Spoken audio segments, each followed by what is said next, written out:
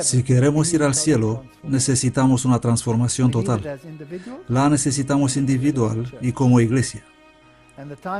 Y ha llegado el tiempo para hablar de estas cosas, porque se nos dice que el testimonio directo va a causar el zarandeo.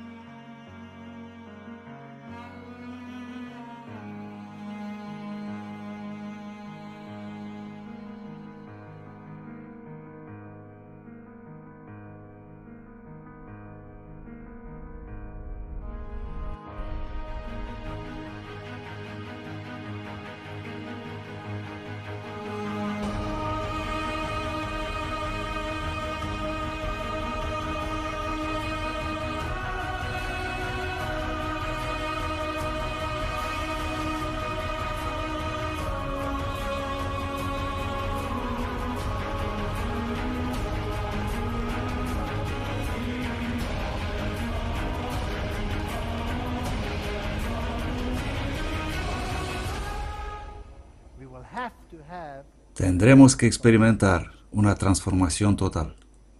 Mío eres tú.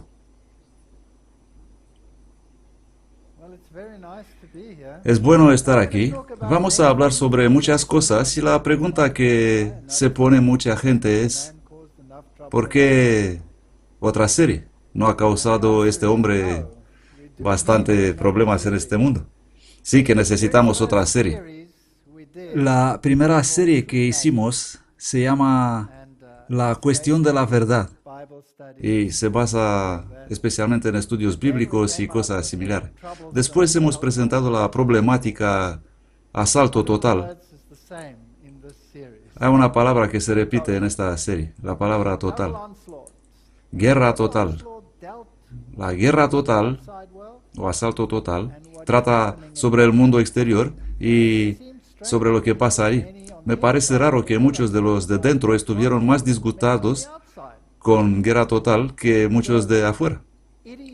Porque la serie cuestiona lo que está pasando en este mundo y la realidad de lo que se está enseñando en el mundo, llevando a la gente a un punto en el que puedan decidir entre las opciones que existen. Así de simple. Es solo para hacerte reflexionar y decir, echa un vistazo. Sin prisa, tú eliges. Nadie te va a obligar. Estos son los hechos, haz con ellos lo que te apetezca. Esa fue el asalto total. No fue dirigida a la gente de dentro de la iglesia. En muchas ocasiones he recibido llamadas y cartas diciéndome, ¿cómo te atreves a decir estas cosas y eso y lo otro? Y les dije, ¿por qué lo estás viendo? No es para ti. Quédate en casa, apaga la tele. Es para los de afuera, que llaman a nuestras puertas para ver qué pasa adentro. Lo hemos hecho para ellos. Cuando la serie finalizó, hemos hecho otra serie llamada Reavivando la Reforma. ¿Con qué propósito? Esta se acerca más de casa, es para las iglesias, para recordar a las iglesias reformadoras dónde habían estado una vez y dónde se encuentran ahora. Y ponerlas una simple pregunta. ¿Se vertió toda esa sangre de todos esos reformadores para nada? ¿Fue en vano? ¿Estaban todos equivocados? ¿Estaban listos a morir para una mitología? ¿O tenían razón? Y si tenían razón, ¿era bíblico? Y si era bíblico, entonces ¿por qué no sigue siendo una razón hoy día? ¿No es una pregunta lógica? Así que hicimos esa pregunta y muchos de los de dentro se enfadaron de nuevo. Y les dije, disculpa, pero no son para ti, son para las iglesias reformadoras. A ellos les estoy preguntando, hace tiempo estabais ahí y ahora estáis aquí. Y mi pregunta es, ¿por qué estáis aquí si en el pasado estuvisteis ahí? Es mi pregunta para vosotros. La siguiente serie da miedo. Porque ahora vengo directamente a casa y estoy preguntando, queridos amigos adventistas del séptimo día, ¿Dónde os encontráis vosotros en la corriente del tiempo?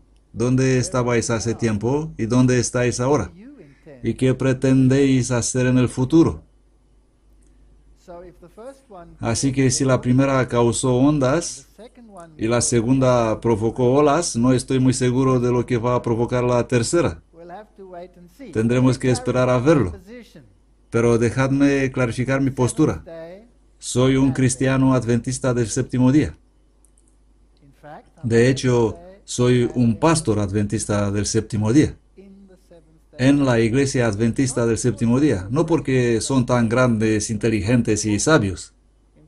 De hecho, la Biblia tiene que decir algunas cosas maravillosas, entre comillas, sobre nuestra iglesia, sino porque predican la verdad, o al menos tienen la verdad escrita en sus doctrinas.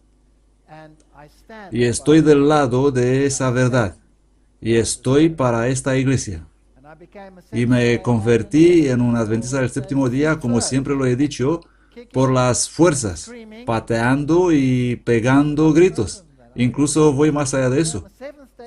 Soy un adventista del séptimo día no debido a los adventistas del séptimo día, sino a pesar de ellos. ¿Es muy atrevido eso? Sí, lo es. Pero en esta iglesia he conocido a la gente más estupenda y he conocido la oposición más horrorosa en esta iglesia.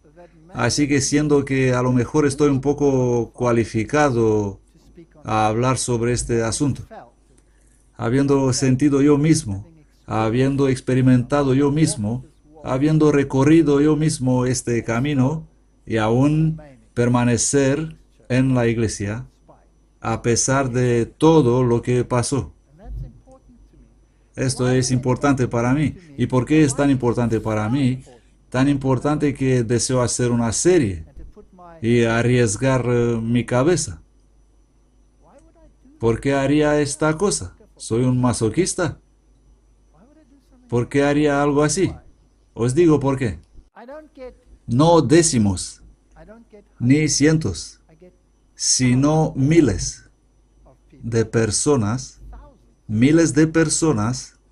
preguntándome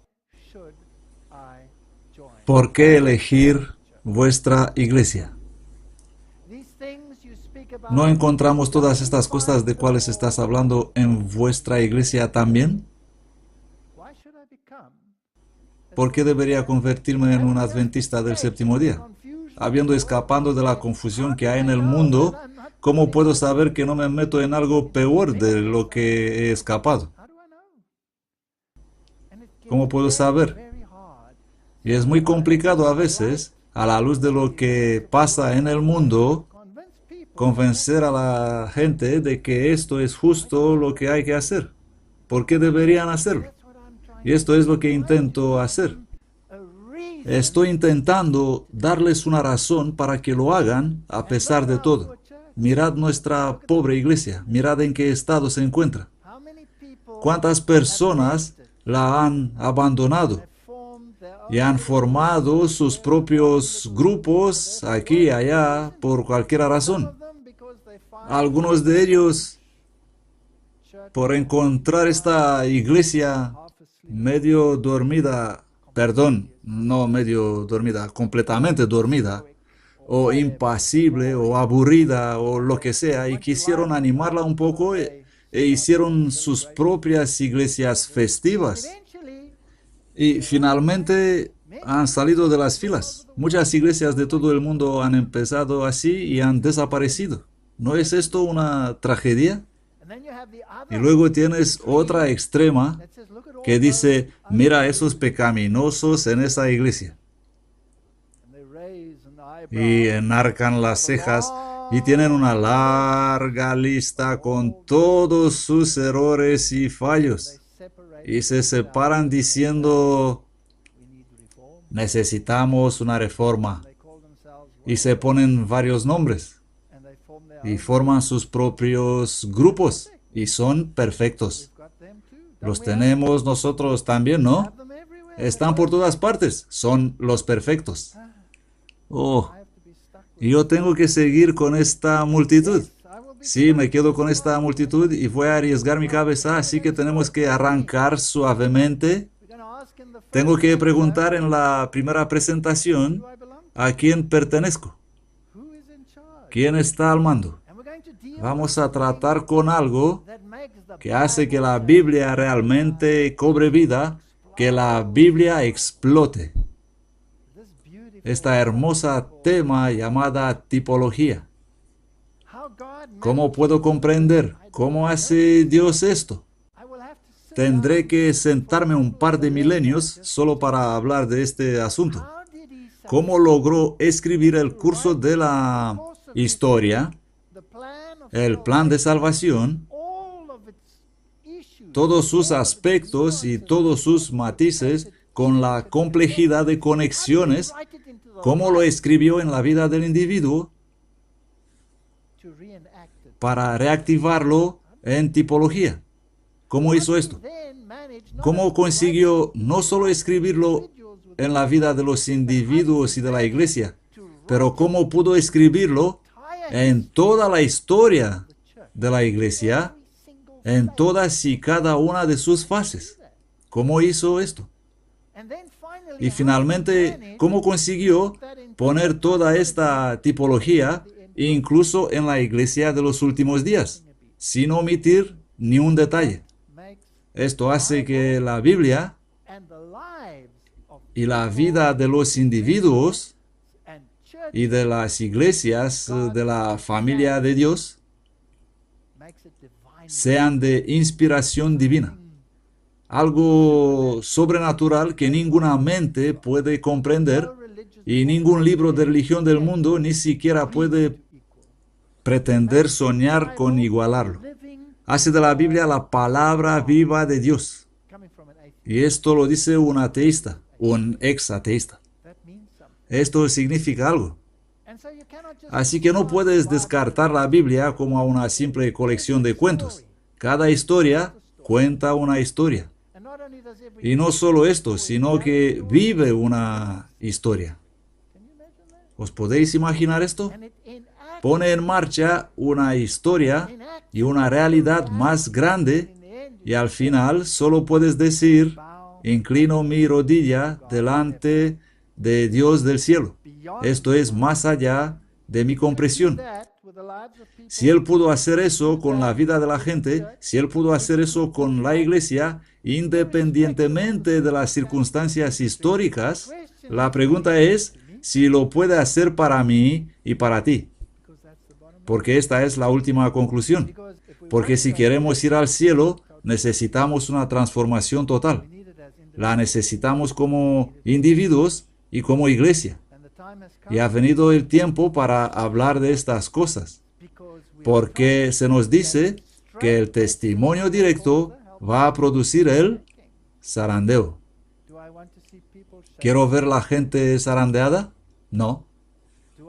¿Quiero ver a los enemigos eliminados de la iglesia? No. Quiero que sean transformados. Creo que en un momento dado en la vida de David, su texto favorito era: «Cómo los aborrezco con perfecto odio a los que te aborrecen». ¿No dijo él eso? Sí, él dijo eso en Salmo 139. Pero vino Jesús y lo matizó diciendo: «Bendecid a los que os maldicen, os persiguen, amad a los que hacen estas cosas». Tuve una persona que se levantó en una presentación otro día, hace poco, muy poco, puede hace unas semanas.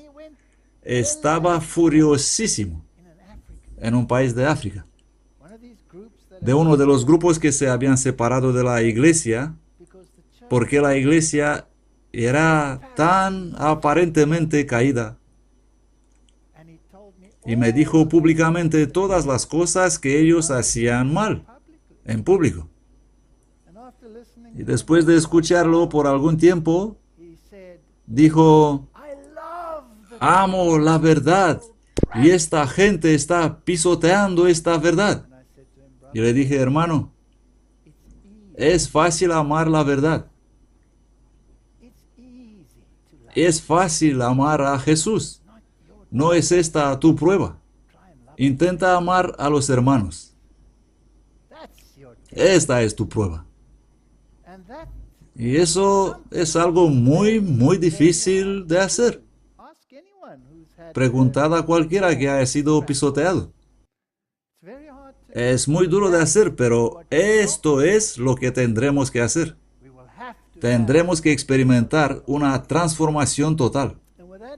Y con esta introducción, dejadme preguntaros, ¿a quién pertenecéis? Y vamos a ocuparnos un poco con la tipología y ver si podemos encontrar alguna pequeña conexión como una introducción a este tema. Romanos capítulo 12, versículo 2. Y no os conforméis a este mundo, mas transformaos por la renovación de vuestra mente para que comprendáis cuál es la voluntad de Dios buena, agradable y perfecta. No solo allí fuera, pero aquí dentro. Esto tendremos que descubrir, cuál es la voluntad de Dios. En otras palabras, si no experimento esta transformación, no voy a tener discernimiento.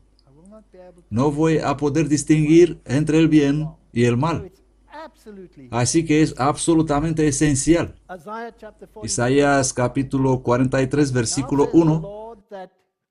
Pero ahora así dice el Señor, el que te creó, oh Jacob, el que te formó, oh Israel, no temas porque yo te he redimido. Te he llamado por tu nombre. Mío eres tú. ¿A quién perteneces? ¿Le perteneces a Cristo? ¿Y bajo qué criterio? Eres suyo por la creación. Yo te he creado. Y eres suyo por la redención.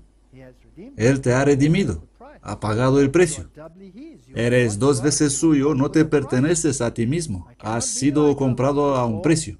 No puedo ser como era antes. ¿Sabes? Es maravilloso hacer la transición. Aquí era ateo y ahora soy un creyente. Estupendo. Creía en la evolución, ahora creo en el creacionismo. Súper. No creía en Jesús. Para mí era una mitología, una historia ridícula sobre un papá Dios dulce. Ahora creo en Jesús y creo en el plan de salvación. ¿Soy salvo por hacer esta transición? ¿Sí o no? ¿Soy salvo debido a mis conocimientos? No. Es fácil creer que voy a ser salvo debido a mis conocimientos. Esto es nada. Todo lo que hago es cambiar unos parámetros en mi mente y decir, solía creer esto, pero ahora creo esto. No soy salvo por esto. Es importante que creo la verdad. ¿Cómo sabría llegar a un sitio sin un mapa, no? Todas estas cosas son importantes, pero no me salvan. Si tengo medicina y creo en la medicina, pero no me la tomo, ¿me puede ayudar? Evidentemente no. Tengo que tomarla. Así que soy suyo por creación, soy suyo por redención, lo que significa que no me pertenezco a mí mismo, sino que le pertenezco a Él. Y esto conlleva una responsabilidad. En el principio, Dios, nada antes de eso. Un versículo reduce toda la filosofía de la raza humana moderna a nada. Un versículo. ¿Lo creo? Seguro que lo creo. ¿Y qué ha creado? Ha creado los cielos y la tierra. Efesios dice, a mí que soy el más insignificante de todos los santos. Es una cosa importante bajarse del pedestal. Me es dada esta gracia de predicar entre los gentiles las inescrutables riquezas de Cristo y de aclarar a todos cuál es la comunión del misterio escondido desde el principio del mundo en Dios, que creó todas las cosas mediante Jesucristo. Si tenéis el Textus Receptus, el texto recibido, por supuesto, si no puede ser cualquiera, pero no Jesucristo. Para que ahora a los principados y potestades en los lugares celestiales sea dada a conocer por la Iglesia la multiforme sabiduría de Dios, conforme al propósito eterno que designó en Cristo Jesús nuestro Señor, en quien Tenemos seguridad y acceso con confianzas por medio de la fe en Él. Esta es la cristiandad. Tengo que creerlo. Tengo que creerlo con todo mi corazón, creer que esto es de donde vengo, que soy suyo por creación y que no es algún ser mitológico, sino que es vivo y me atrevo a acceder a Dios mediante Él. Esto es la cristiandad. Es un principio vivo, no es un cuento de hadas. A continuación, Efesios dice, por lo cual pido que no desmayéis a causa de mis tribulaciones por vosotros, las cuales son vuestra gloria. ¿Cuántos de vosotros habéis pasado por fuertes tribulaciones, por tiempos difíciles? ¿Y cuánta gente os ha preguntado, ¿qué has hecho mal? Hasta hoy día te llaman preguntándote, ¿qué has hecho mal? ¿Por qué tu mujer se ha roto la cadera? ¿Por qué te pasa esto? Debes estar haciendo algo mal. Mi filosofía ha sido cambiada por completo. Si todo va mal, es que algo estaré haciendo bien. ¿No os sentís así a veces? De quien es nombrada toda la familia en el cielo y en la tierra para que los dé conforme a las riquezas de su gloria, ser fortalecidos con poder en el hombre interior por su espíritu. Es aquí donde se debe hacer el cambio, que habite Cristo por la fe en vuestros corazones para que arraigados y fundados en amor, podáis comprender con todos los santos cuál sea la anchura, la longitud, la profundidad y la altura. Es asombroso lo que hay allí arriba. Y de conocer el amor de Cristo que excede a todo conocimiento para que seáis llenos de toda la plenitud de Dios. Algo tiene que pasar en el interior para que puedas reflejarlo de manera correcta en el exterior. Y a aquel que es poderoso para hacer todas las cosas mucho más abundantemente de lo que pedimos o entendemos según el poder que opera en nosotros, a Él sea la gloria en la iglesia, en Cristo Jesús, por todas las edades, por siempre jamás. Amén. Leemos estos versículos, nos lo sabemos de memoria, pero lo interiorizamos, entendemos lo que dicen. Vemos a este Dios maravilloso que nos dice, quiero cambiarte por dentro para que me puedas representar por fuera. Y si piensas que haces esto debido a tu poder, piénsalo otra vez. Todo proviene de esta fuente. Nada proviene de mí mismo. Por eso Pablo dice, miradme, soy el más desgraciado de todos. 1 Timoteo 3:16, y sin contradicción grande es el misterio de la piedad. ¿Qué es lo que dice ahí? Dios manifestado en la carne. Siento repetirlo siempre, pero las nuevas traducciones ponen Él. Lo que no tiene sentido porque todos somos manifestados en carne. Justificado en el Espíritu, visto de los ángeles, predicado a los gentiles, creído en el mundo, recibido arriba en gloria. Dios. Imagínate eso, Dios. Esto sí que lo puedes decir en voz muy alta. He hablado con Dios hoy en carne y huesos. Es lo que pudieron decir los discípulos. Eso es increíble. Leemos en el espíritu de profecía y, por cierto, no voy a poner excusas en esta serie. Voy a citar del espíritu de profecía. Porque si creemos que es una fuente inspirada, entonces debemos actuar conforme a lo que decimos, ¿correcto? Así que la voy a citar. Y si a la gente no le gusta, que pasen a la siguiente página y también lo van a encontrar ahí. Lo siento. Jamás vino alguien a nuestro mundo en una misión de gracia, de infinita compasión y de amor inefable como la de nuestro Salvador. Y nunca recibió alguien un tratamiento tal de manos del hombre caído. ¿Deberíamos esperar algo mejor? No sois vuestro, habéis sido comprado por precio. Somos de Cristo por creación, somos suyos por redención. Él es el único ser sin pecado que soportó por nosotros el sufrimiento, la vergonzosa humillación y el rechazo. Oh, me encanta cómo ella declara todo. Por lo tanto, ¿cómo deberían conducirse delante del universo celestial aquellos que han llegado a ser nuevas criaturas en Cristo, salvados por sus méritos? Esta es la pregunta clave. Y ahora conozco estas cosas, ¿cómo me va a afectar? ¿Voy a cambiar el conocimiento en mi mente? y abandonar el antiguo conocimiento? ¿O voy a cambiar realmente? ¿Se quejarán? ¿Se acusarán el uno al otro? ¿No sería mucho más apropiado manifestar un espíritu manso y sumiso? Aprended de mí, dijo el gran maestro, que yo soy manso y humilde de corazón, porque mi yugo es fácil y ligera mi carga. ¿Revelaremos este espíritu en nuestros caracteres? ¿Llevaremos su yugo? ¿Sostendremos sus cargas? Algo tiene que cambiar. No puedo seguir con mis cosas como si nada. Y todo aquel que ha pasado de muerte a vida ha puesto su sello a esto, que Dios es veraz.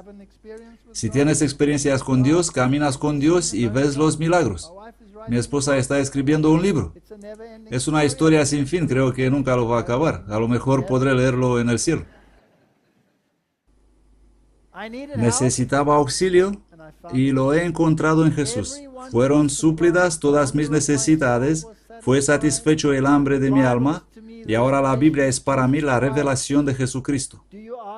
¿Me preguntáis por qué creo en Jesús? ¿Comprendéis por qué hago esta serie? Estoy poniendo preguntas muy serias aquí, porque Él es para mí un Salvador divino, no es cualquiera. ¿Por qué creo en la Biblia? Porque he hallado que es la voz de Dios para mi alma. Podemos tener en nosotros mismos el testimonio de que la Biblia es verdadera y de que Cristo es el Hijo de Dios. Sabemos que no estamos siguiendo fábulas astutamente imaginadas. Es decir, esto es determinante para cualquier cristiano serio, para todos. Pero todavía no responde a nuestra crucial pregunta. Gálatas 4:7. Mas venido el cumplimiento del tiempo, solo esta pequeña parte del versículo y todo el escenario profético de toda la Biblia resumida en este trocito. Dios envió a su Hijo, hecho de mujer, hecho bajo la ley. 90% del mundo no cristiano rechazan eso. Para redimir a los que estaban bajo la ley a fin de que recibiésemos la adopción de hijos. Y por cuanto sois hijos, Dios envió al Espíritu de su Hijo a vuestros corazones, que clama, Abba, Padre. Así que ya no eres siervo, sino hijo. Y si hijo, también heredero. Es un gran privilegio, muy importante. Cristo era la base de todo el sistema de adoración judío, que anunciaba en adelante hacia una realidad viva la manifestación de Dios en Cristo. Hay muchísima gente hoy que está bajo esta tendencia de decir que quieren tener solo una persona en la deidad. Y luego, incluso entre los adventistas, crear esos grupos aislados y ya no quieren emplear más el nombre de hijo. Ellos hablan directamente con el Padre. ¿No dice la Biblia que nadie viene al Padre sino por mí? A través del sistema de sacrificio, los hombres podían ver la personalidad de Cristo y mirar así a su Salvador divino. Por eso los discípulos pedían, muéstranos al Padre, y Jesús estaba en plan, oh, si me habéis visto a mí, habéis visto al Padre. Estuve tanto tiempo con vosotros y aún no habéis comprendido. Pero cuando Él estuvo delante de ellos representando al Dios invisible, porque en Él habitaba corporalmente toda la plenitud de la deidad, no fueron capaces de discernir su carácter divino debido a su falta de espiritualidad. No tendríamos todos estos problemas, todas teologías, si la gente solo creería las cosas simples de la Biblia. ¿Quién es Dios el Padre?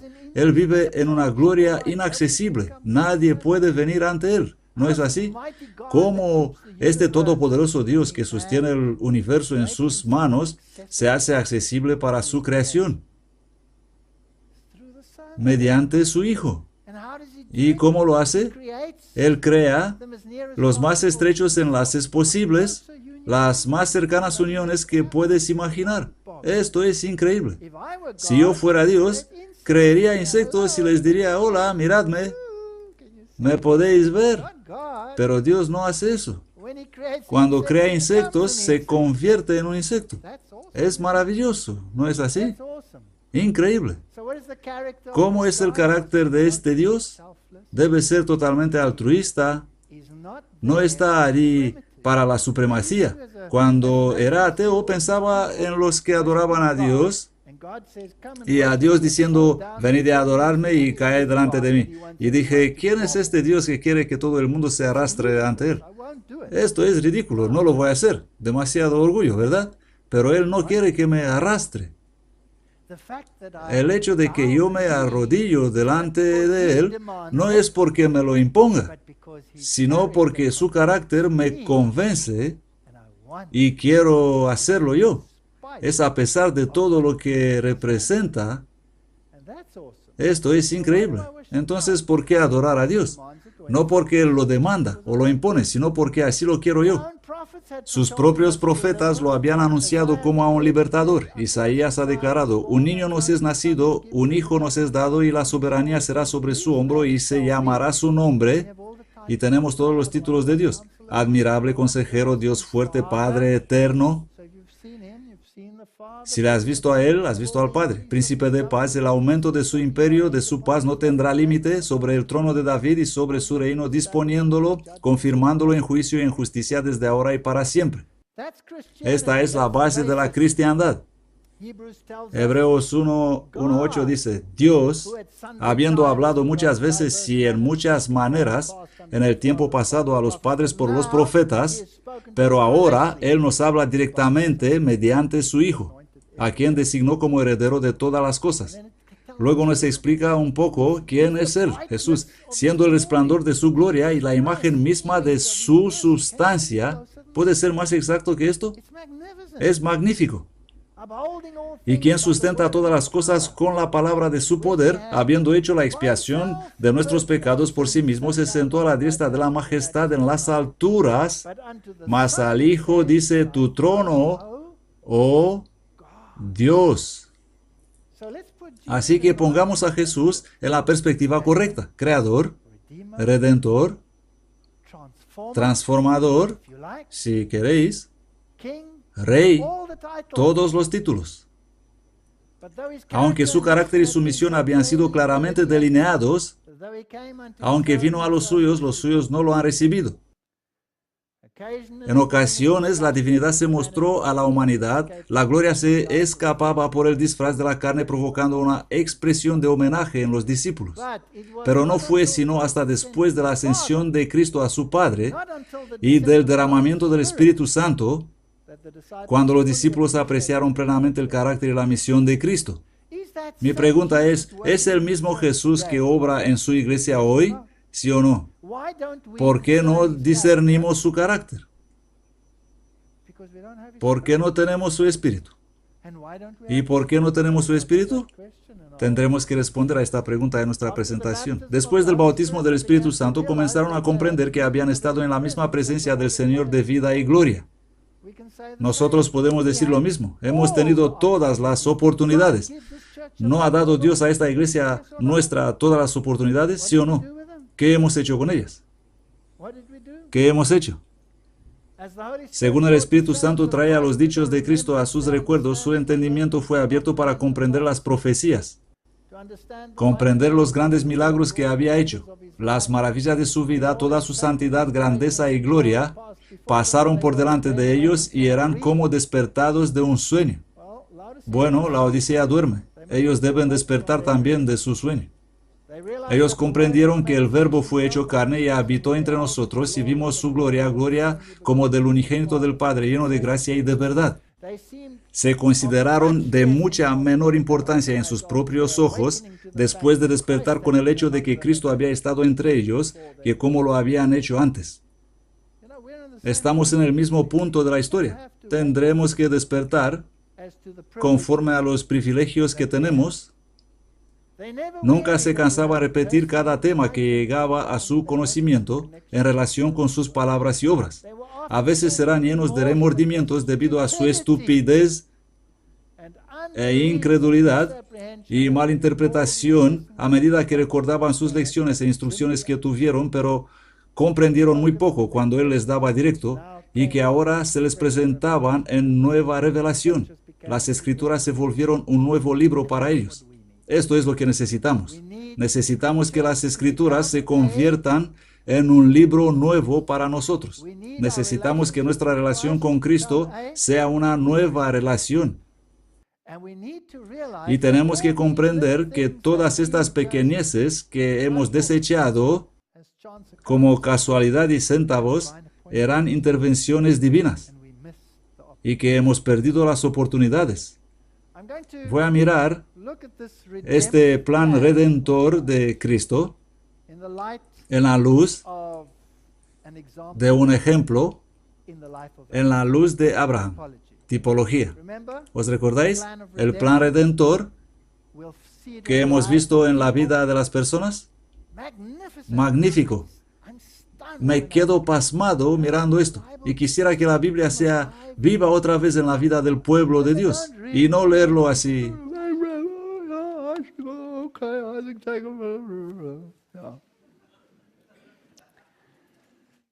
Los tipos y las sombras testificaron sobre el plan de redención. Está inscrito en la vida de los patriarcas, en el sistema de sacrificios y en la manera que él trató al antiguo Israel. Ellos no han visto los tipos y las sombras. Imaginaos al sumo sacerdote cuando se le escapó el cordero de la mano. Vaya, este estúpido cordero se me escapó otra vez. Dame otro. Y luego en el terremoto, truenos, oscuridad y todo eso. Y Nicodemo diciendo, oh, este era el Hijo de Dios. Y los demás se ocupaban con la rutina habitual. Abraham. El plan de salvación fue representado en el sacrificio de Isaac en Génesis 22. ¿Conoces la historia? Es una antigua historia que todos conocemos, pero tenemos que reavivarlo. Génesis 22, 7, 8. Entonces habló Isaac a Abraham, su padre, y dijo, Padre mío. Y él respondió, aquí estoy, mi hijo. Me gustaría que fuéramos así. Dios hablándonos y nosotros, aquí estoy, Señor. ¿Qué quieres que haga? Oye, quiero que mates a tu hijo. Aquí estoy, Señor. Voy para allá. ¿Os imagináis? Increíble. Aquí estoy. Y él dijo, he aquí el fuego y la leña, mas ¿dónde está el cordero para el holocausto? Y respondió Abraham, hijo mío, Dios mismo proveerá un cordero para el holocausto. E iban los dos juntos. Increíble, contiene todo el plan de salvación. Tened cuidado, mucho cuidado, de cómo leéis vuestras Biblias. Esta es una versión King James. ¿Y qué hay de malo aquí? Y Abraham, y esto es también el texto recibido, pero hay que ser muy atento en nuestro mundo. Y Abraham respondió, Dios proveerá para sí mismo el cordero para el holocausto. E iban los dos juntos. ¿Qué hay de malo con esto? Todo. El plan de salvación ha desaparecido. No. Dios proveerá el cordero, pero ¿para quién es el cordero? ¿Para él o para mí? Es para mí. Él hace esto para mí. Dios no necesita salvación. Él no ha fallado. Él es el mismo ayer, hoy y mañana. Tenemos que ser atentos, sí, atentos. No podemos tomar todo como si fuera sin valor. Dios proveerá el cordero. Él mismo lo va a hacer, va a ofrecer el cordero. Y aconteció después de estas cosas que Dios tentó a Abraham. La Biblia dice que Dios no tienta a nadie. Tenemos que comprender esto en la luz del plan de salvación. Y le dijo a Abraham, y él respondió, heme aquí. Toma ahora a tu hijo, tu único hijo, Isaac. ¿Era su único hijo? ¿Fue Isaac su único hijo? No. ¿Cómo leer esto? Su único hijo.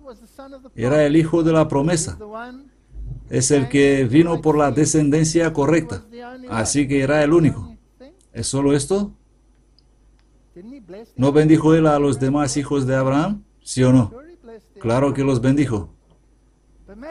Pero puede que si lo hagamos un poco personal, este es el por la cual viene la promesa, pero así es como nos ve Dios a cada uno de nosotros, como si fuéramos los únicos. A quien amas y vete a tierra de Moriah. Esto es asombroso. Lo lleva al lugar exacto donde el antitípico Cordero de Dios será sacrificado. El mismo monte. El mismo monte. Esto es increíble y lo será más según avancemos. Y ofrécelo ahí en holocausto sobre uno de los montes que yo te diré. No otro monte, sino ese. Ese mismo. Donde Jesús será ofrecido un día. Hoy día vas ahí y dices, aquí es el monte de Moriah, donde estuvo el templo. Ahí está el domo de la roca. Jesús no fue sacrificado en este monte. Sí, que lo fui. Cuando estuve allí, me fui a Gólgota. Mientras hablaba con la gente que había ahí, donde la tumba de Jesús, entre comillas, y me explicaban que Gólgota antes era parte del monte Moriah. Era una gran montaña y el templo iba a construirse en ella. Solomón había cortado una parte del monte para obtener las piedras para la construcción del templo. Así que el templo que, por cierto, ¿para qué sirve? Para ti y para mí. Vosotros sois templo del Dios viviente, según dice Pablo. Nosotros estuvimos cortados de esa misma roca donde ocurrió el sacrificio. Y así se construyó el templo. Asombroso. En ese, quiero que sacrifiques a tu hijo. ¿Qué rol tiene en tipología? Toma el papel de Dios, el Padre, e Isaac toma el rol de Dios, el Hijo, y va a ser sacrificado. Y Abraham se levantó de madrugada y ensilló su asno, y tomó consigo 2 mozos suyos y a Isaac su hijo, y cortó leña para el holocausto, y se levantó y fue al lugar que Dios le dijo. El tercer día, Abraham alzó los ojos y vio el lugar a lo lejos.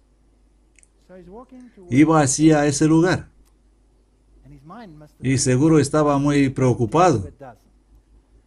Y dijo Abraham a sus siervos, esperad aquí con el asno, y yo y el muchacho iremos hasta allí y adoraremos, y volveremos a vosotros.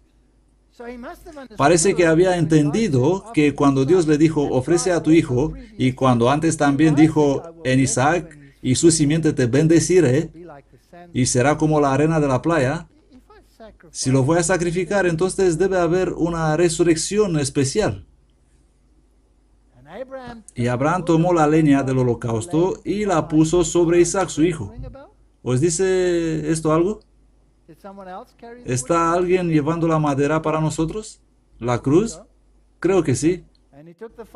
Y él tomó en su mano el fuego y el cuchillo, e iban ambos juntos. Y habló Isaac a Abraham, su padre, y dijo, Padre mío. Y él respondió, aquí estoy. Esta sí que es una relación. Solo en esta corta frase vemos esa relación. Y él dijo, he aquí el fuego y la leña, mas ¿dónde está el cordero para el holocausto? Y respondió Abraham, hijo mío, Dios mismo proveerá el cordero. Tipología del futuro, el plan de salvación, obrando en la vida personal, hasta detalles como el lugar, la leña, en el hombro, está todo allí. E iban, debería haber evidenciado esto también, los dos juntos. Así eran, unidos. Y cuando llegaron al lugar que Dios le había dicho, edificó allí Abraham un altar, tomando 12 piedras, representando los 12 tribus de Israel, piedras sin labrar, las piedras representando el carácter sin mancha de Cristo que no necesita ser pulido. Y extendió Abraham su mano y tomó el cuchillo para degollar a su hijo. Entonces el ángel de Jehová le llamó del cielo y dijo, Abraham, Abraham. Él respondió, heme aquí. Observáis cómo a menudo es presentada esta relación, y nosotros necesitamos esta relación, y la necesitaremos en tiempos difíciles, muy pronto. Sin importar las circunstancias, necesitaremos esta relación. No pongas tu mano sobre el muchacho ni le hagas nada. que ya conozco que temes a Dios, pues que no me rehusaste tu hijo, tu único. Alzó Abraham sus ojos y miró, y vio un carnero trabado en un zarzal por los cuernos. Y fue Abraham y tomó el carnero y le ofreció en holocausto. Y se completó la tipología. Aquí tienes el precio, la angustia. Pero es más profundo que esto. Y llamó a Abraham el monte de aquel lugar Jehová Jireh. Por tanto se dice hoy, en el monte de Jehová probé. ¿Qué puede significar esto? Significa monte Moría. El Señor lo va a hacer. No yo. Él lo hará. ¿Os podéis imaginar aquella noche cuando llegaron ahí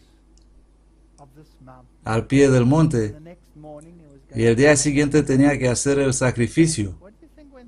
¿Qué creéis que pasaba aquella noche por su mente, en su angustia? Los eruditas concuerdan en que el lugar donde Abraham ofreció a Isaac es el monte del templo donde hoy se encuentra el domo de la roca. Pero en aquel entonces el monte era completo. La pregunta que os pongo esta noche es, ¿creéis que Abraham agonizó tal vez en el mismo lugar donde Jesús agonizó para vosotros y para mí? ¿Creéis que pudo yacer allí en Getsemaní al punto de sudar sangre diciendo, si es posible, quita esta copa de mí? No puedo hacer esto. Este es mi hijo. Sí, Jesús agonizó la noche anterior como el cordero antitípico enviado al monte Moría. Por lo tanto, todo el plan de salvación escrito en la vida de estas personas. ¿Cómo haces esto? Lo puedes hacer si eres Dios. Es increíble. Este es versículo en el lugar exacto. Padre mío, si es posible que pase de mí esta copa, pero no se haga mi voluntad sino la tuya. Este es lo más importante del asunto. ¿A quién prefiguraba Abraham? Leemos en el deseado de todas las gentes. Adán os dirá, esta es la simiente de la mujer que herirá la cabeza de la serpiente. Ahí está la historia. Preguntadle a Abraham, ¿quién os dirá? Es Melquisedec, rey de Salem, rey de paz. En segunda hablaremos de él. Jacob os dirá, es Shiloh, de la tribu de Judá. Isaías os dirá, admirable consejero Immanuel, Dios con nosotros. Jeremías os dirá, la rama. Daniel os dirá, es el Mesías. Oseas os dirá, es el Señor, Dios de los ejércitos. Juan el Bautista os dirá, es el Cordero de Dios. El gran Jehová dijo, este es mi Hijo amado. ¿Qué tal nosotros? Nosotros, sus discípulos, declaramos, este es Jesús el Mesías, el príncipe de la vida, el redentor del mundo. Y la relación que tengo con Él es, aquí estoy, Señor. ¿Dónde me vas a enviar? Y el príncipe de los poderes de las tinieblas lo reconoce diciendo, sé quién eres, el Santo de Dios. Incluso los demonios le reconocen.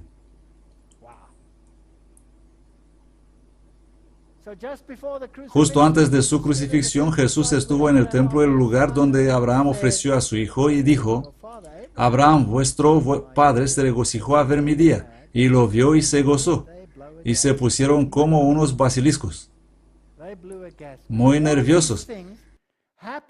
Todas estas cosas ocurrieron en el mismo lugar donde se consumió esta trama, escrito en la vida del individuo. Vamos a considerar un segundo aspecto. ¿Va a ocurrir una gran liberación del pueblo de Dios al final del tiempo, sí o no? Si Dios escribió la redención mediante Cristo en la vida de Abraham e Isaac, ¿no creéis que hubiera escrito eso también en la vida de Abraham? Y la respuesta es sí. Y esto es lo que hace la Biblia, un libro divinamente inspirado. Leemos en Génesis capítulo 14. Esto es increíble. Génesis 14. Y aconteció en los días de Amrafel, rey de Sinar, Ariog, rey de Elasar, Kedorlaomer, rey de Elam, y Tidal, rey de naciones, que estos hicieron guerra contra Berá, rey de Sodoma, y contra Birsa, rey de Gomorra, y etcétera, todos los reyes. Todos estos se juntaron en el valle de Sidim, que es el mar salado. Así que allí estaban, hubo guerra. Esta es una historia tipológica. Y volvieron y vinieron a Emisfat, que es Cades, y devastaron todas las haciendas de los amalecitas y también al amorreo que habitaba en Hazezón Tamar. Y salieron el rey de Sodoma y el rey de Gomorra y el rey Adma, etc. Y ordenaron contra ellos batalla en valle de Sidim. Tenemos la palabra Kadesh, tenemos el lugar. Vamos a mirar esto un poco. Kadesh, un lugar en el desierto. Lo vamos a leer más tarde en la historia de Israel. Es derivado de la palabra Kadesh, una persona sagrada, un hombre devoto mediante la prostitución. Así que tenemos un lugar, tenemos prostitución religiosa, idolatría, sodomitas, personas inmundas, y un tercer significado, palabra fuera de uso, compuesta de un derivado con el desierto del fugitivo, páramo de las andanzas, Kadesh Barnea, un lugar en el desierto. Fascinante. Así que hubo una guerra, y la guerra tiene que ver también con nuestras mentes. Vamos a ver que los hijos de Israel en Kadesh Barnea podrían haber entrado, pero no entraron por la incredulidad.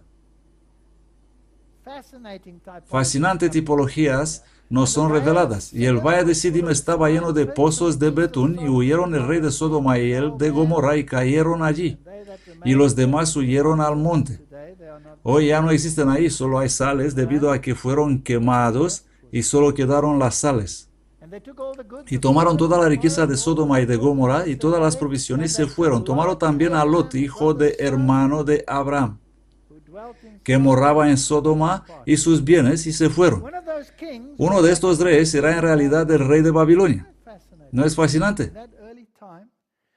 En esa antigua época viene este rey, los toma cautivos y se marcha con ellos. Ahora sigue la segunda parte de la redención. Todos nosotros somos cautivos de esos reyes, todos nosotros. Y en el análisis final, el único capaz de salvarnos es Cristo a su venida. Aquí Abraham toma en tipología el papel de Cristo, y cuando Abraham oyó que su hermano estaba cautivo, armó sus criados, nacidos en su propia casa. La tipología es fascinante. 318 y los siguió hasta Dan y se esparció contra ellos, él y sus siervos de noche.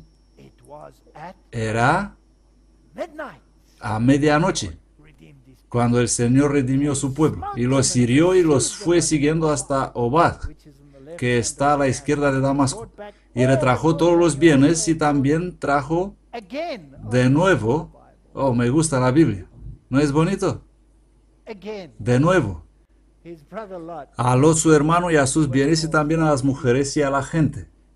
Y salió el rey de Sodoma a recibirlo cuando volvía de la matanza de Kedorlaomer y de los reyes al valle de Savé, que es el valle del rey. Un poco confuso. Si yo voy a rescatar a alguien que acaba de ser secuestrado de Sodoma y lo traigo de vuelta, ¿dónde lo voy a llevar? En Sodoma. Si un niño es raptado en Vancouver y lo encuentran donde sea, ¿dónde van a llevar al niño? De vuelta a Vancouver, de vuelta a su lugar. Pero no. Él tomó los cautivos y los trajo al valle de Savé, que es el valle del rey. Interesante cosa. ¿Qué estás haciendo, Abraham? El valle del rey o el valle Kidrón, vamos a verlo un poco. Bera, que había escapado de la batalla del valle de Sittim, oyó de la victoria de Abraham y salió a encontrarlo a su regreso. El encuentro tuvo lugar en un valle llamado Savé y más tarde el valle del rey. Este parece ser el valle del rey de 2 Samuel 18:18 y si lo es, puede ser identificada con el valle Kidrón, patriarcas y profetas, llamado más tarde el valle de Josafat. Este valle está al pie del monte Sión, donde más tarde se construye el palacio de David. Tenemos pues una tipología en la cual la liberación final de los cautivos ocurre en el valle de Josafat. Y la Biblia compara eso con el Armagedón. Ahí nos lleva el paralelismo. Porque he aquí que en aquellos días y en aquel tiempo en que haré volver la cautividad de Judá de Jerusalén, reuniré a todas las naciones y las haré descender al valle de Josafat, el lugar exacto donde los lleva Abraham. Y allí entraré en juicio con ellas a causa de Israel, mi pueblo y mi heredad, a los cuales se esparcieron entre las naciones y repartieron mi tierra. Así que Abraham representa esta completa tipología de liberación y encontraréis lo mismo en la vida de Isaac, Jacob y los demás. Y luego es más fascinante por darnos aún más detalles. Y Melquisedec, rey de Salem, trajo pan y vino. ¿Por qué estos dos alimentos? ¿Por qué pan y vino? Las concordancias dicen que ese era el alimento habitual de la época. Por favor, tiene que ser algo más. ¿Dónde envía tu mente el pan y vino? A Cristo y su sacrificio. Él era sacerdote del Dios Altísimo y le bendijo y dijo: bendito sea Abraham de Dios Altísimo, poseedor de los cielos y la tierra, y bendito sea el Dios Altísimo que entregó tus enemigos en tu mano. Y él le dio diezmo de todo. Hay algunos que especulan que fue Melquisedec quien pagó a Abraham, pero vamos a ver que Pablo pone esto fuera de cualquier duda. Y el rey de Sodoma dijo a Abraham: dame las personas y toma para ti los bienes. Aquí viene la hermosa historia.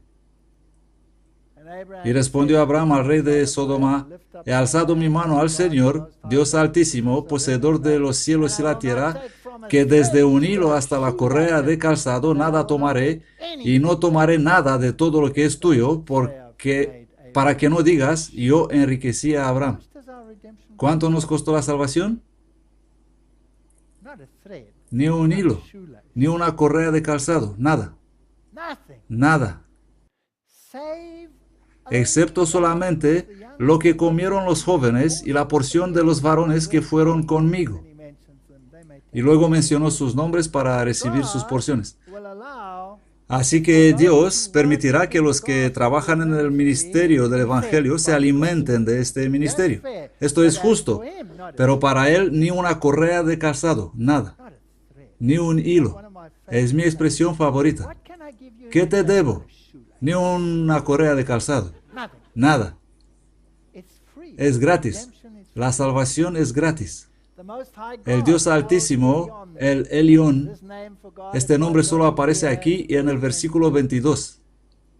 Leemos tanto sobre él, el exaltado, el supremo, y Melquisedec, el sobre cual muchos especulan, puede ser uno de los hijos de Noé, aún vivo en el tiempo de Abraham. Es posible. Lógico sería pertenecer al linaje de Jesús.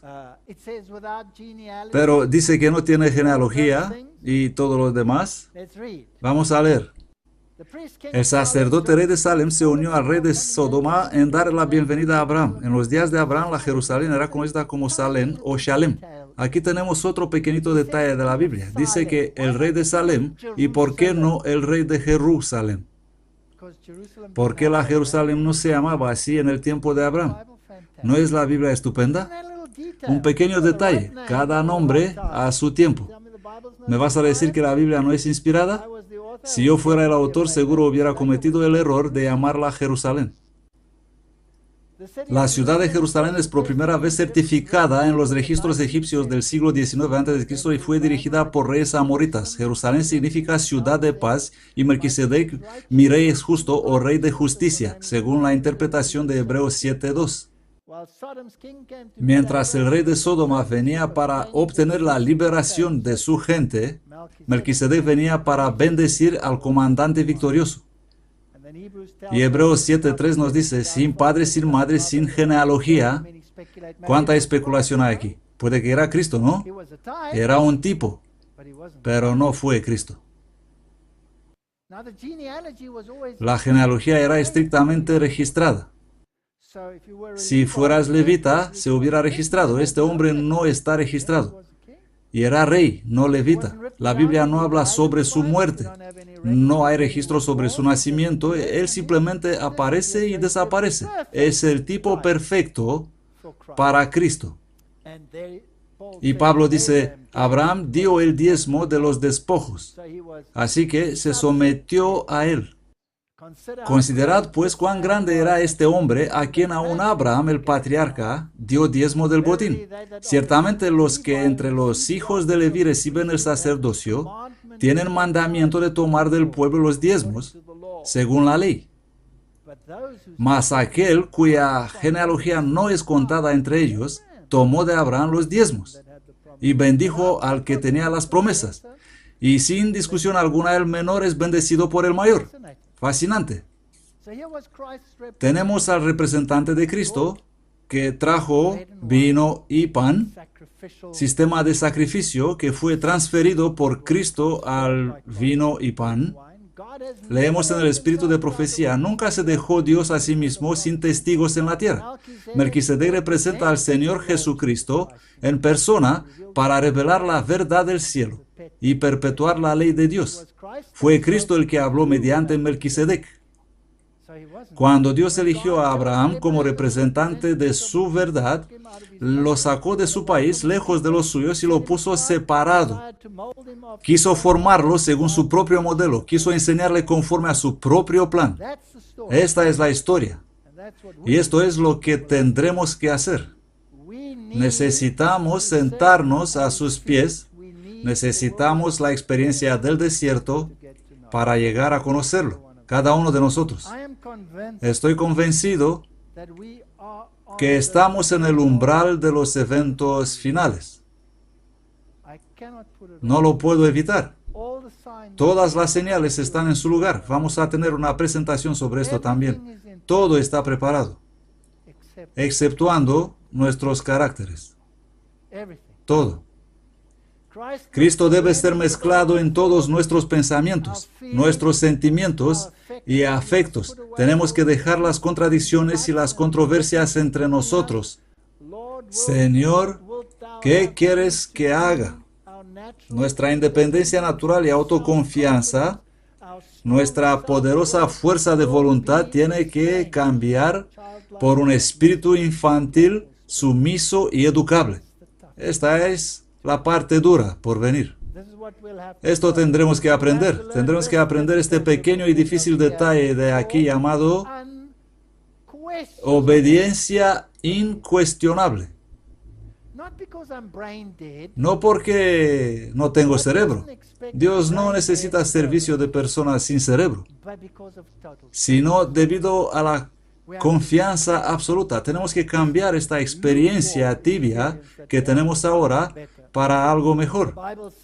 En Juan 17:3 la Biblia dice, y esta es la vida eterna, que te conozcan a ti, el único Dios verdadero, y a Jesucristo a quien tú has enviado.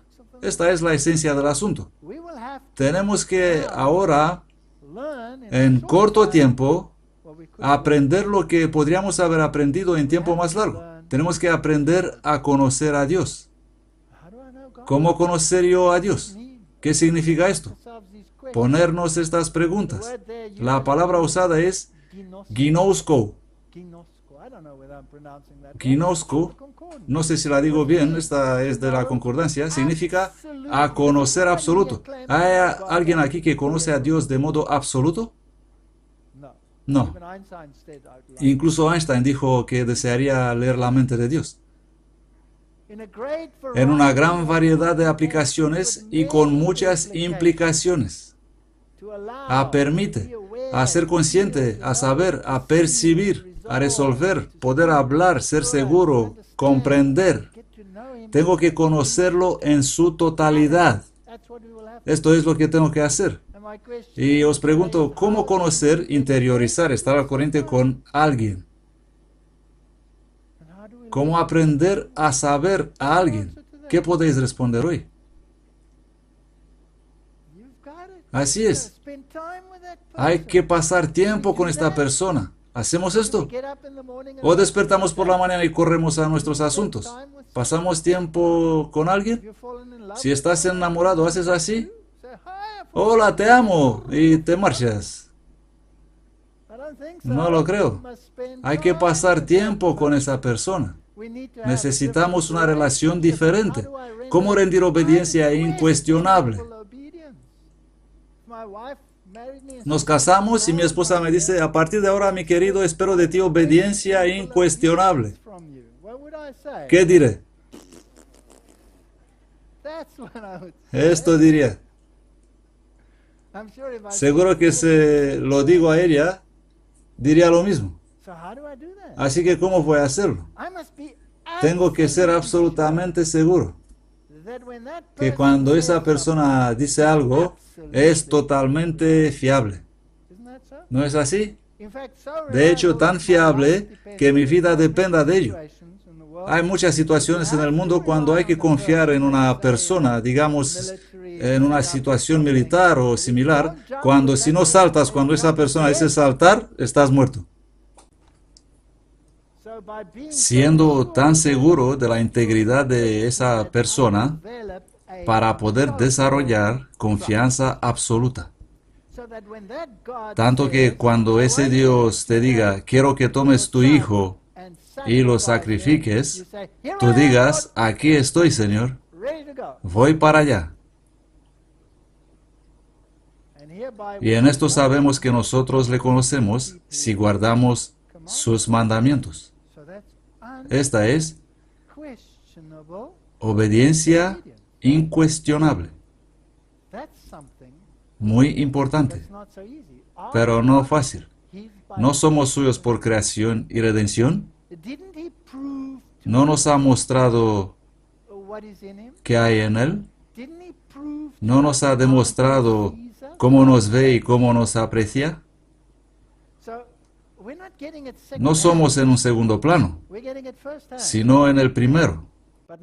Y ahora así dice Jehová, creador tuyo, oh Jacob, y formador tuyo, oh Israel. No temas porque yo te redimí, te puse nombre, mío eres tú. Este es todo el tema de esta presentación y esta es la relación que necesitamos, porque creedme, va a ser muy duro. Porque comprados sois por precio. Glorificad pues a Dios en vuestro cuerpo y en vuestro espíritu, los cuales son de Dios. Dos aspectos, tu cuerpo y tu espíritu. Muchos quieren adorar a Dios, pero no quieren hacer lo que se debe cuando se trata de estilo de vida y cómo cuidarte a ti mismo. Por precio sois comprados, no os hagáis siervos de los hombres. Aquí tenemos detalles que nos ayudan. No hay que desconfiar de todos, pero hay que tener cuidado. Yo no saltaría solo porque alguien dirá salta. ¿Tú lo harías? Pero tengo que estar muy seguro, sí. Lucas 12:22.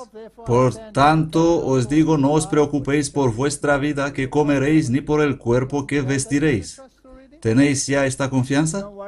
No os preocupéis, la vida es más que la comida y el cuerpo más que el vestido. ¿Conocéis esto? No necesitamos leerlos. ¿Y quién de vosotros podrá con afanarse añadir a su estatura un codo? Pues si no podéis ni aun lo que es menos, ¿por qué os afanáis por lo demás? ¿Confiamos plenamente? Si algo malo pasa contigo, ¿confías plenamente? Este año yo y mi esposa fuimos. Este año, sí, todo pasa este año. Fuimos en Bolivia. ¿Qué país más pobre? Estuvimos allí. Y la pobreza es increíble. Y pensaba que ahí estaba la cosa mal. Hasta estuve en Etiopía. Si queréis saber realmente qué es la pobreza y la miseria, id allí. Te preguntas a ti mismo, ¿qué hago yo aquí, Señor? ¿Por qué me has enviado aquí, en el gueto? ¿Qué tengo que hacer? Y sabes que hay que ir, y te vas.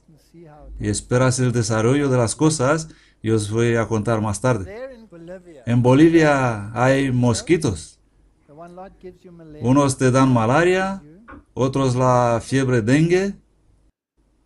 Esos mosquitos solo te muerden entre las horas 12 y 15. Y si te pinchan, hay mucha probabilidad de que te mueras. Claro que a nosotros no nos morderán. No nos puede pasar eso. Sí, que nos puede pasar. Viajando de vuelta, mi esposa se enfermó, no se podía mover. En el aeropuerto yo no sabía cómo llevarla a Sudáfrica. Finalmente hemos llegado en el último momento al hospital. Ellos no sabían qué pasa, tenía hemorragia interna y otras complicaciones. Apenas sobrevivió y dices, Señor, ¿no me enviaste tú allá? ¿Por qué pasó esto? Sale del hospital delgada como un palo. Y mi hija viene a visitarnos y a las 6 de la mañana se marcha. Una tubería explota y yo tengo que repararlo. Ella corre para decir a la hija, no olvides orar, tropieza en algo, da una vuelta por el aire, cae. Es solo piel y hueso, cae sobre un montón de leña, cadera rota, pie roto, añicos. Cada buena obra será castigada. ¿Estaréis todavía ahí diciendo, creo que el Señor está con nosotros? ¿Cuál es el provecho que viene de la adversidad? ¿Tengo yo confianza absoluta? Preguntas que tenemos que responder cada uno de nosotros. Tenemos lo que se necesita para decir, ¿esto es verdad? Considerad los lirios, como crecen, no labran ni hilan. Y os digo que ni aun Salomón, con toda su gloria, se vistió como uno de ellos. Todas estas cosas buscan las gentes del mundo. Si te vas en estos lugares golpeados de pobreza, vas a decirte a ti mismo, oh Señor, ¿quién soy yo para tener todo lo que tengo? Te sientes tan pequeño cuando Dios nos da estas experiencias. Tendremos que aprender la dependencia y la confianza absolutas porque todo el soporte terrenal va a desaparecer muy pronto para ser capaces de decir gracias Señor para todos los dolores, conflictos y problemas. A veces digo, Señor, no es justo. Yo soy el con la boca grande, ¿por qué es ella la castigada? ¿No es así? ¿Por qué es ella la castigada? Porque es el mejor modo de atacarme a mí, o a ti, o a cualquiera. No, este es el esencial aquí. Cada uno de nosotros va a pasar por este fuego de las aflicciones. No estamos aquí para disfrutar de un paseíto. Este es cosa de vida y de muerte, y el que lleva el timón es de confianza o no lo es. ¿Qué pasó con Job? ¿Hubo fácil camino? No. ¿Soy yo mejor que Job? ¿Por qué tendría yo fácil camino? En el último gran conflicto de la controversia con Satanás, los que sean leales a Dios se verán privados de todo apoyo terrenal, porque se niegan a violar su ley en obediencia a las potencias terrenales, se les prohibirá comprar o vender. Finalmente será decretado que se les dé muerte. Pero al obediente se le hace la promesa, habitará en las alturas, fortalezas de roca serán su lugar de acogimiento, se le darán su pan y su agua serán seguras. Nos hemos trasladado a vivir en un pueblo. ¿Sabéis cuántos me llaman y me dicen que afortunado soy de vivir al pueblo? Sin problemas, etc. Yo les digo, oye, nunca estoy en casa. No me he trasladado ahí para esconderme de problemas. Solo hice lo que debía hacer, nada más. Los hijos de Dios vivirán por esta promesa. Serán alimentados cuando la tierra esté asolada por el hambre. No serán avergonzados en el mal tiempo y en los días de hambre serán hartos. ¿Tenéis esta confianza absoluta? ¿Lo tenéis? Si no, tendréis que desarrollarla. Ahora. Ahora. El profeta Habacuc previó este tiempo de angustia. Y sus palabras expresan la fe de la iglesia. Aunque la higuera no florezca ni haya fruto en las vides, aunque falte el fruto del olivo y los labrados no den mantenimiento y las ovejas sean quitadas del redil y no haya vacas en los corrales, con todo yo me alegraré en Jehová y me gozaré en el Dios de mi salvación. He plantado todo tipo de plantas y viña y he hecho de todo este año. Un año miserable. He puesto valla alrededor, he cavado y todo lo demás. Y aún así, los siervos y otros han entrado y pensaron que las uvas son alguna delicadeza oriental. No quedó ninguna hoja. Esto hizo inútil todo el trabajo. Luego tuve que marchar en algún lugar, en Canadá. Y dije, Señor, si quieres alimentar tus siervos, aquí lo tienes. Muy pronto la riqueza acumulada no tendrá ningún valor. Cuando se promulgue el decreto de que nadie podrá comprar ni vender excepto los que tengan la marca de la bestia, muchos recursos no tendrán ningún valor. Señor, ¿dónde invertir mi dinero? Quiero asegurarme el futuro. No digo que hay que tirar todo, pero hay que usar el cerebro. Dios nos pide ahora que hagamos todo lo que podamos para amonestar al mundo. Si creemos esto, entonces ahora es el tiempo para hacer esto. Se acerca el tiempo en que no podremos vender a ningún precio. Pronto se promulgará el decreto que prohibirá a los hombres comprar o vender si no tienen la marca de la bestia. Va a ser tan difícil, incluso los que tendrán la marca de la bestia no podrán hacer negocios. ¿Qué decir de los que no la tendrán? Hace poco esto estuvo a punto de ocurrir en California, pero fue solo una amenaza de que soplarían los 4 vientos. Viene, va a golpear la tierra. En el último gran conflicto de la controversia con Satanás, los que sean leales a Dios se verán privados de todo apoyo terrenal. Satanás dice, por temor a que les falten el alimento y el vestido, se unirán al mundo en la transgresión de la ley de Dios. La tierra quedará completamente bajo mi dominio. ¿Tienes alguna otra alternativa? No, no lo tenemos, ni yo ni vosotros. Solo uno la tiene, y este es Cristo. Y el único camino para obtenerlo es por la fe. ¿Qué es la vida cristiana? Una pregunta muy importante. Es una vida unida a la vida de Cristo. Es exactamente esto, nada más. Vivo en una zona donde hay un grupo de personas autollamados el movimiento israelita. Ellos se trasladan para proteger sus vidas y familias contra lo que está por venir. No son adventistas. No tiene sentido. No tiene sentido, porque rechazan al Hijo y van directamente al Padre, pero nadie va al Padre sino por Él. La Biblia dice que los que quieren conservar sus vidas las van a perder. Y si quieres sacrificar esa vida, Dios te lo va a dar. ¿Somos capaces de esto? Tenemos que preguntarnos, ¿cómo es tu vida? Algún momento tendrás que afrontar y responder a esta pregunta, cada uno de nosotros.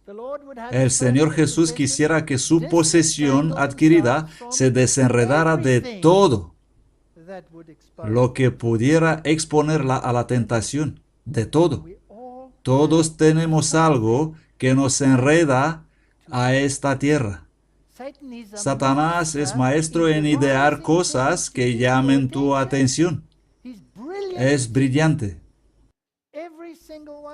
Para cada uno de nosotros, nadie escapa, ni yo, ni nadie en este planeta. Nadie.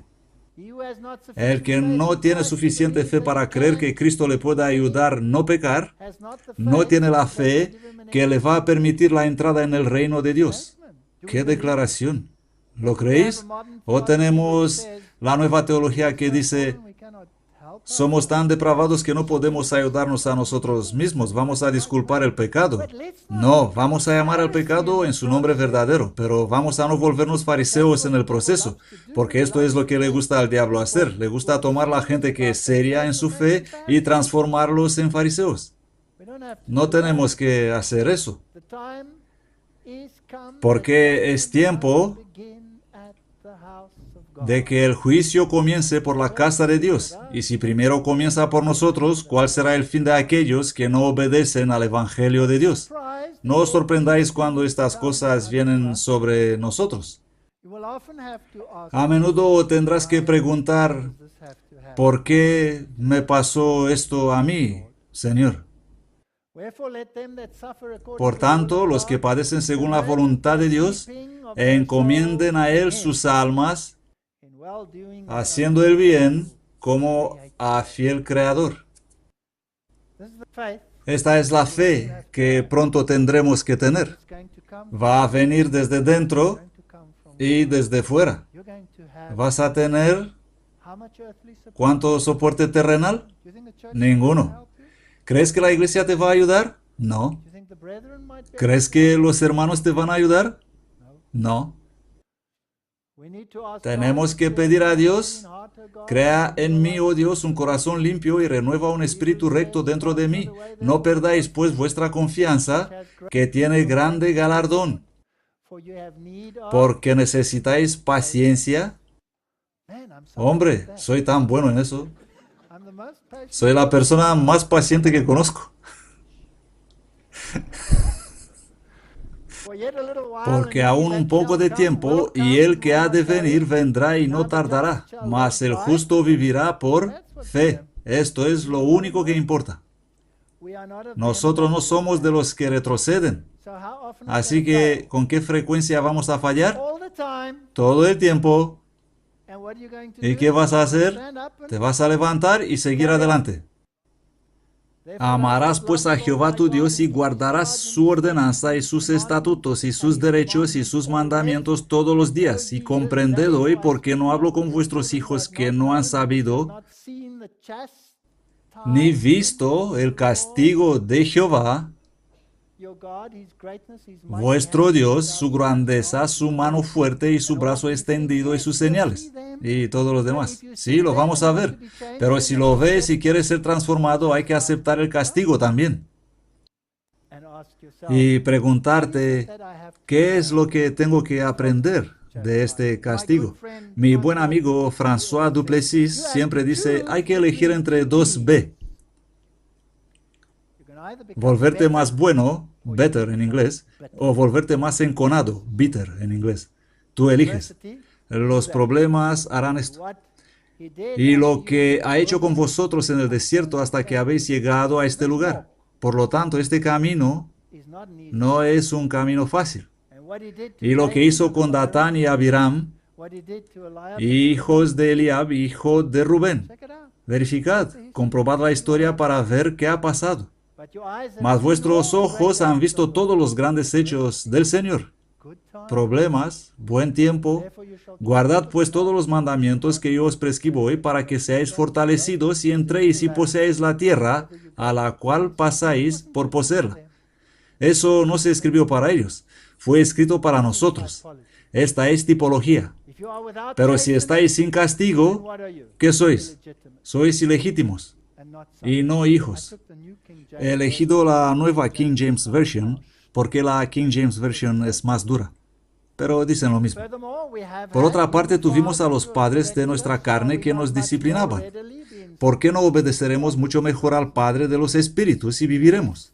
Sí, va a ser muy duro. Pero por más duro que sea, más nos aferraremos. ¿Habéis captado el mensaje? Cuanto más duro, más aferrado. Y aquellos a la verdad por pocos días nos castigaban como a ellos les parecía, mas Él para lo que nos es provechoso a fin de que participemos de su santidad. Vamos a bajar de nuestros grandes pedestales. A la verdad, ningún castigo al presente parece ser causa de gozo, sino de tristeza, pero después da fruto apacible de justicia a los que por él son ejercitados. Hermanos y hermanas, esta es la recta final. Mi primer mensaje ha sido para el mundo, el segundo para las iglesias y el último para la iglesia. No sé qué queda después, pero creo que tengo problemas. Creo que vamos a casa. Todos necesitamos el poder refinador de Cristo para ser transformados a su semejanza. Tenemos que aprender el principio de la cortesía verdadera. ¿Podéis ser amables con los que son malos con vosotros? ¿Podéis? ¿Podéis decir, gracias Señor, por enviar a este miserable en mi vida para poder ser transformado?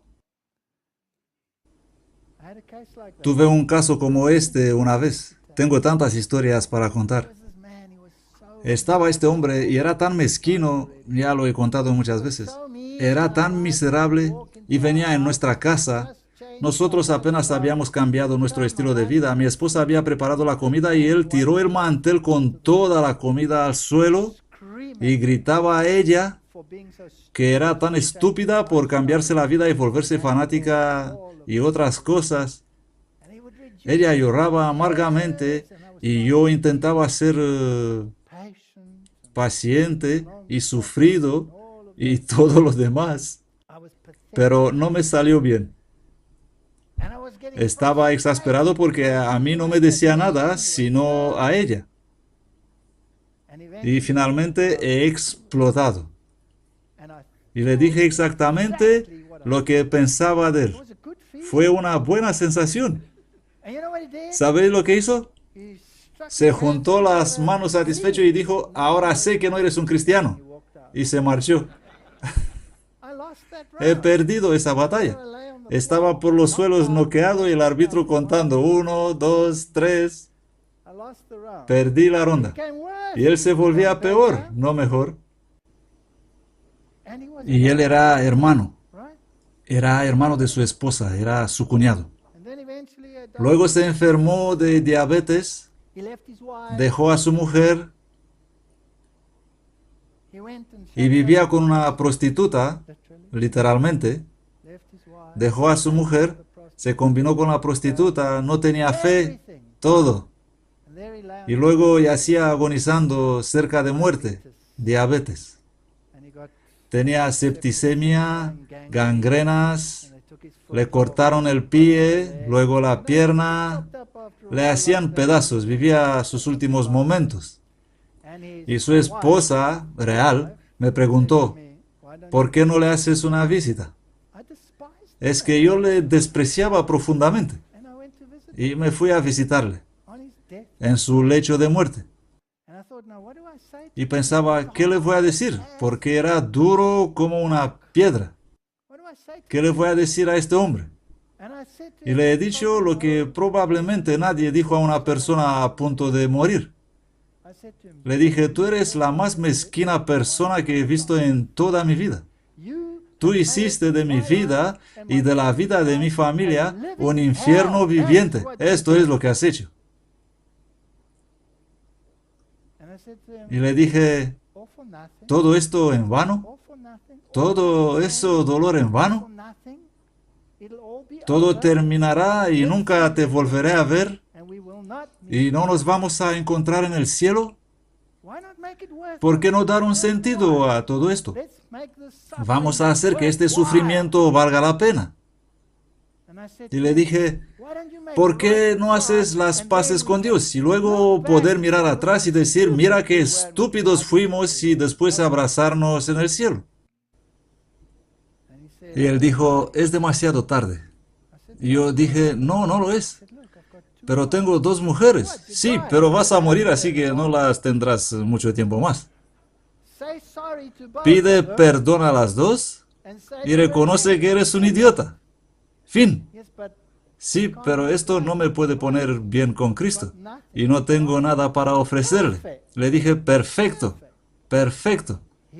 Mira, dile a Dios, aquí tienes mi perfecta catástrofe de vida, tómala.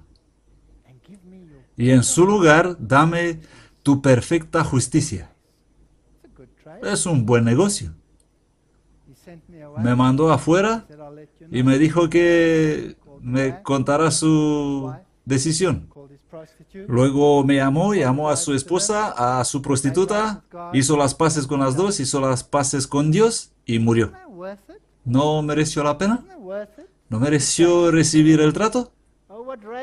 Oh, qué rayos de amabilidad y belleza se desprendían de la vida diaria de nuestro Salvador, qué dulzura emanaba de su misma presencia.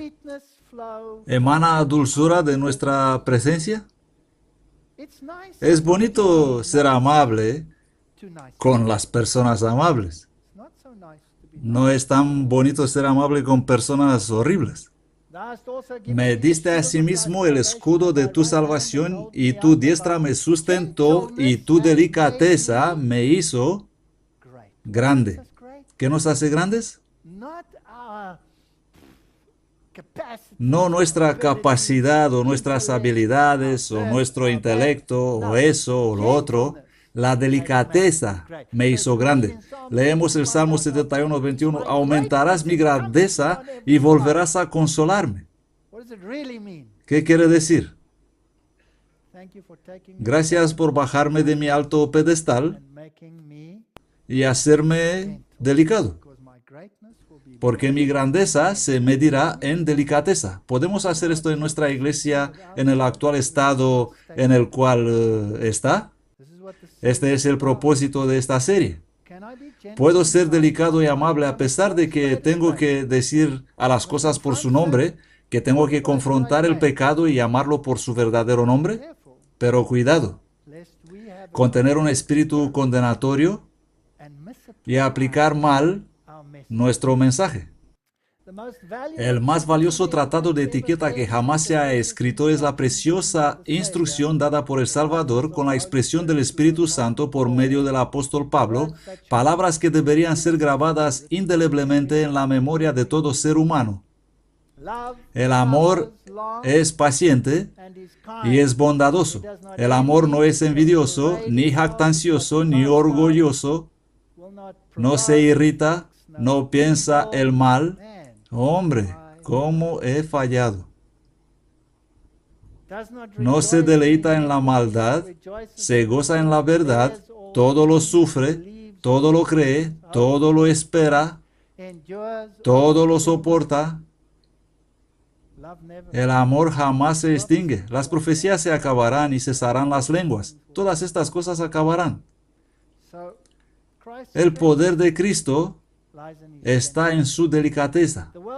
El mundo puede presentar a Cristo como un débil perdonador de pecados, pero Él ordenó y estuvo firme. No creas que por ser manso y amable hay que ser un inútil.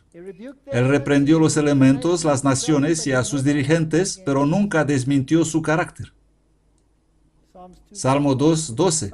Besad al Hijo para que no se enoje y perezcáis en el camino. No olvidéis este aspecto de Dios.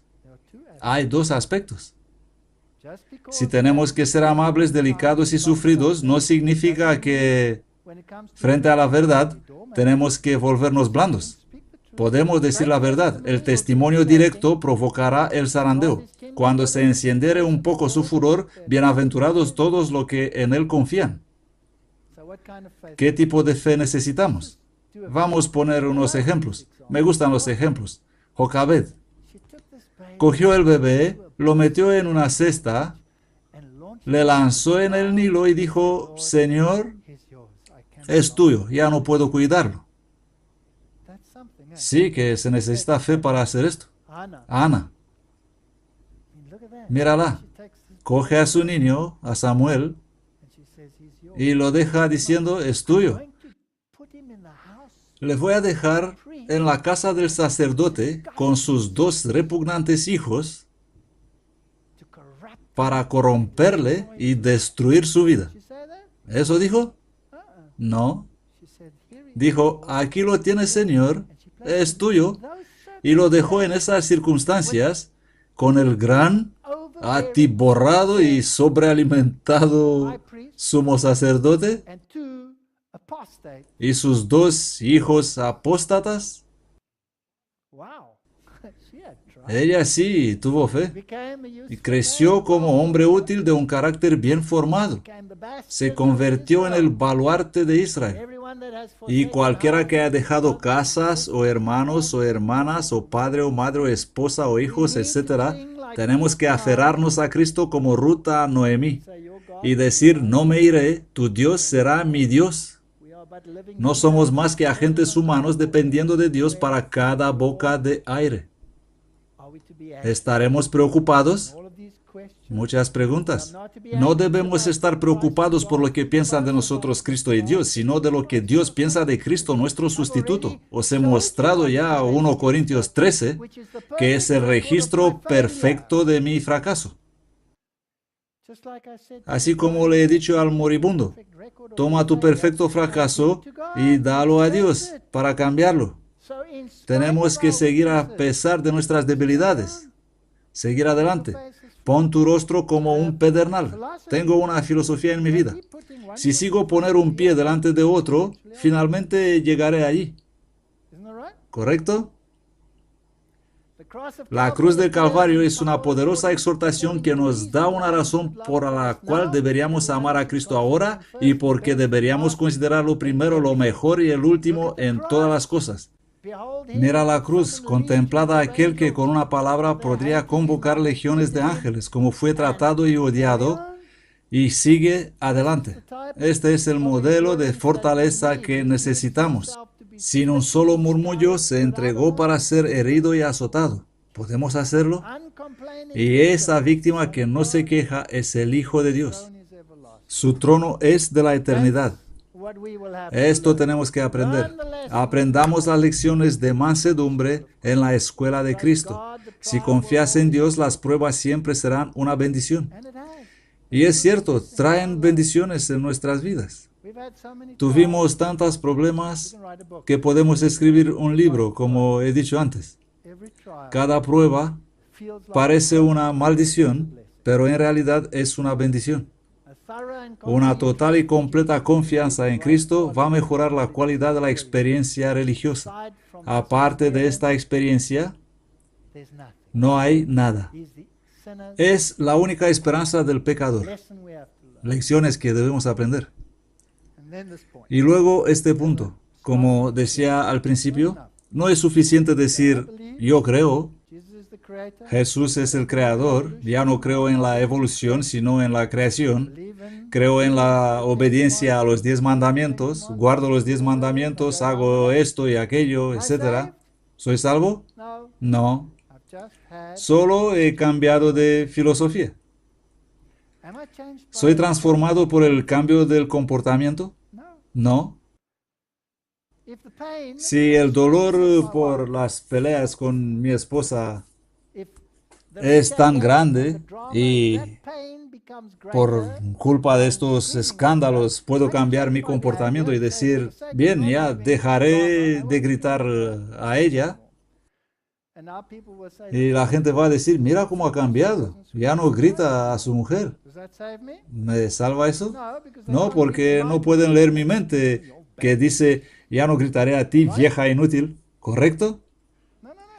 Tiene que haber un cambio de corazón, un cambio absoluto, una transformación total, donde existe no solo una creencia en la palabra de Dios, sino una sumisión a su voluntad, donde se le da a Él el corazón y los afectos se fijan en Él. Allí hay fe. Aunque me matare, en Él esperaré. En cuanto a Dios, perfecto es su camino.